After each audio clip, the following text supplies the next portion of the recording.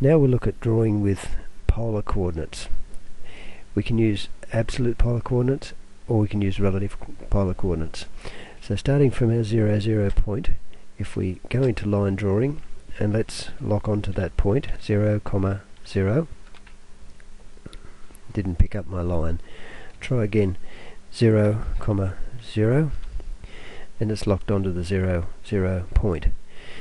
Now if I was to use a polar coordinate rather than a Cartesian coordinate, we can define a point on the screen by our distance we've travelled in the x and our distance we've travelled in the y, or we can define it as the angle that the line we're drawing is from the 0 point, or our original point, the angle to the x-axis, and how far we have travelled. So it's a distance and a bearing.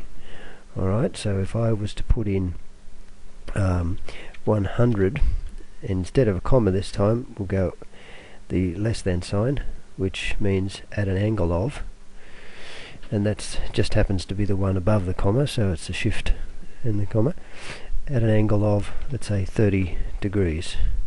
So we've gone 100 at an angle of 30 degrees, so you'll need that to draw using polar coordinates.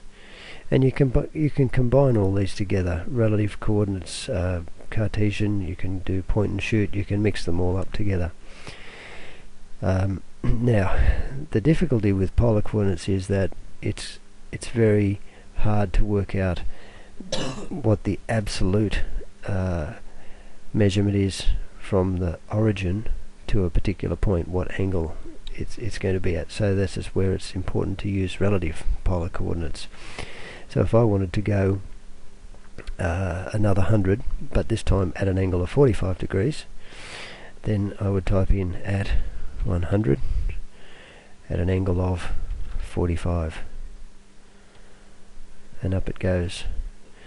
Now, as I said, the x-axis is 0. As we move our cursor around, you'll notice it's saying 90 and 180, 270, and then back to 0 again. So if we were to go 359 degrees, it would be just down below 0. We could also go minus 1 degree, and that would do the same thing. So we can draw the whole drawing using polar coordinates or Cartesian coordinates, but when you get into angles you will need to use polar coordinates.